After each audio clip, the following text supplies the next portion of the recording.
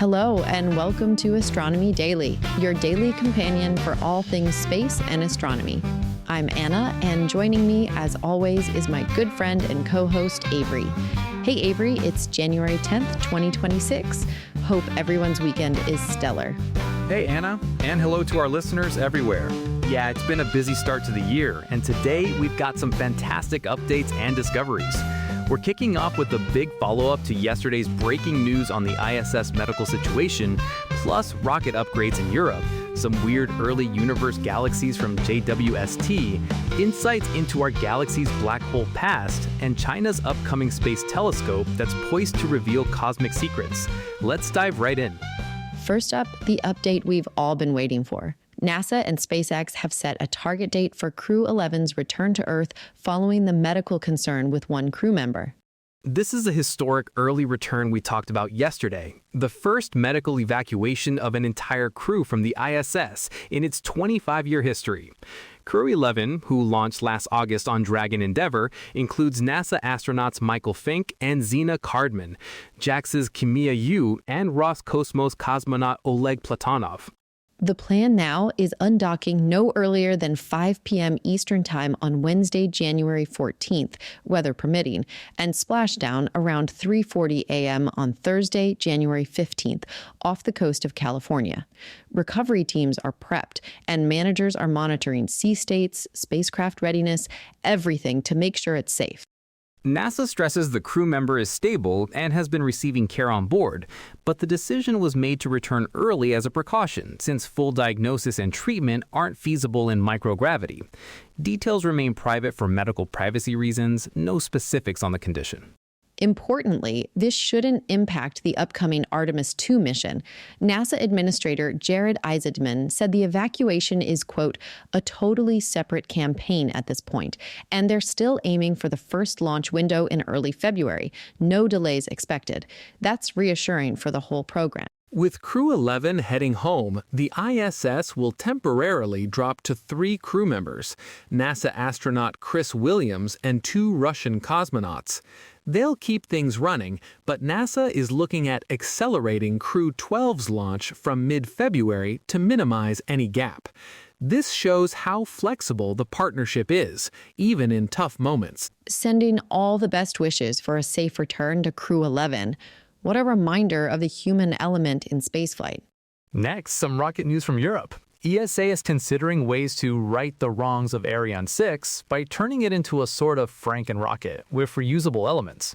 Ariane 6 debuted last year, but has faced criticism for being fully expendable, high cost, and struggling against reusable competitors like SpaceX's Falcon 9.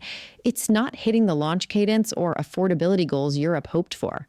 Under ESA's BEST initiative, Ariane Group is proposing to retrofit Ariane 6 by swapping its solid rocket boosters for reusable liquid-fueled ones from MySpace, their methane-fuel design. The core and upper stage would stay expendable because recovering them is much harder. Higher speeds, single engine, no easy descent control.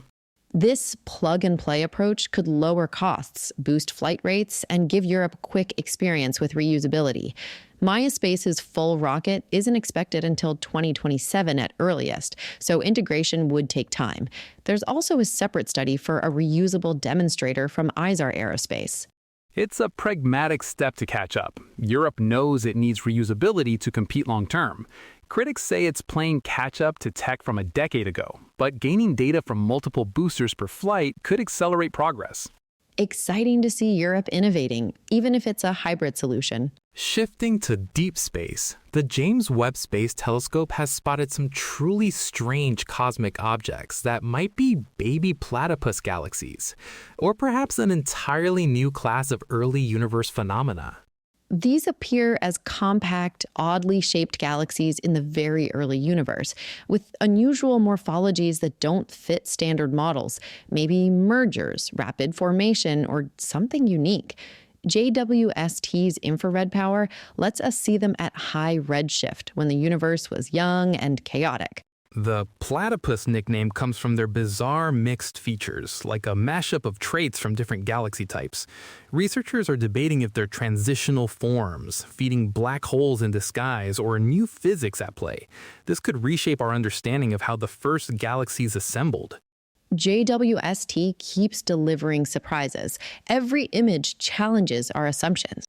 Staying galactic, new observations show that while Sagittarius A star, our Milky Way supermassive black hole, is quiet now, its recent past was far more active. Using XRISM and other telescopes, astronomers detected FeK alpha emission lines in nearby molecular clouds, like 0.11 minus 0.11, X-ray fluorescence from past outbursts illuminating the gas.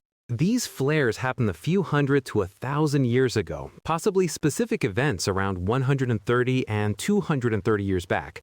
The black hole likely had a feeding frenzy, gobbling a star or gas cloud, then settled down. We might see another echo in decades. It highlights how black holes toggle between active and quiescent states, influencing galactic evolution, even in quiet galaxies like ours, and may it long remain quiet, I might add.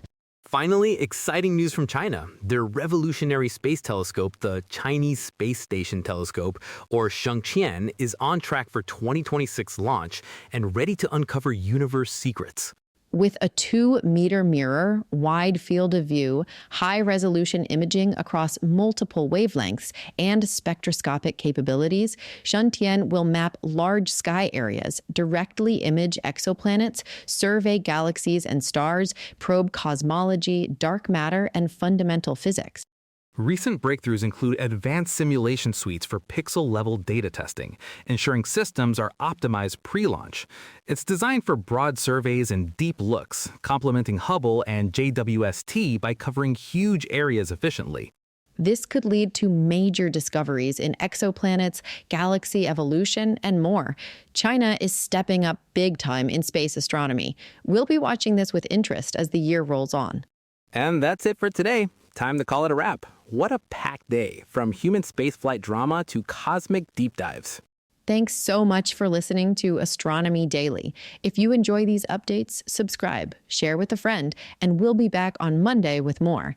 In the meantime, if you'd like to keep abreast of all the latest developments, just visit our website at astronomydaily.io and check out our news update page. Until then, keep your eyes on the skies. Clear skies, everyone.